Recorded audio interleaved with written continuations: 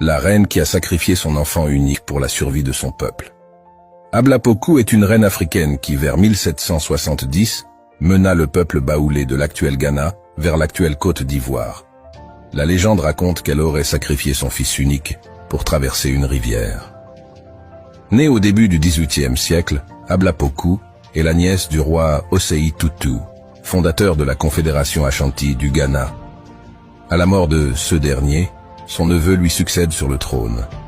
Aussi, au décès du neveu de Osei Tutu, le fils de sa sœur, une guerre de succession éclate entre Itsa, un vieil oncle issu de la famille régnante, et Dakon, le second frère d'Ablapoku. Une lutte fratricide s'engage dans la capitale du royaume, Kumasi. Au cours de celle-ci, Dakon est tué. Dès lors, Ablapoku sait le terrible sort qui l'attend si elle reste. Protégée par une tribu de fiers guerriers, mais également de nobles à sang royal, les Lefa à fouet s'érigèrent en dernier rempart de la famille royale.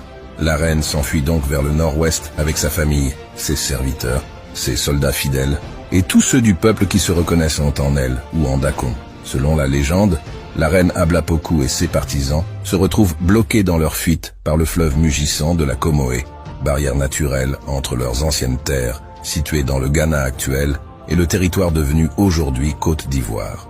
La reine Ablapoku se tourne vers son devin. « Dis-nous ce que demande le génie de ce fleuve pour nous laisser passer. » Et le vieil homme lui répond, « Reine, le fleuve est irrité, et il ne s'apaisera que lorsque nous lui aurons donné en offrande ce que nous avons de plus cher. » Pour assurer la sécurité de son peuple, Ablapoku aurait sacrifié son propre fils à la rivière.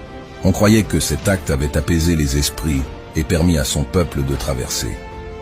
Après la traversée, la reine se retourne et murmure dans un sanglot « Baouli », ce qui signifie littéralement « l'enfant est mort ».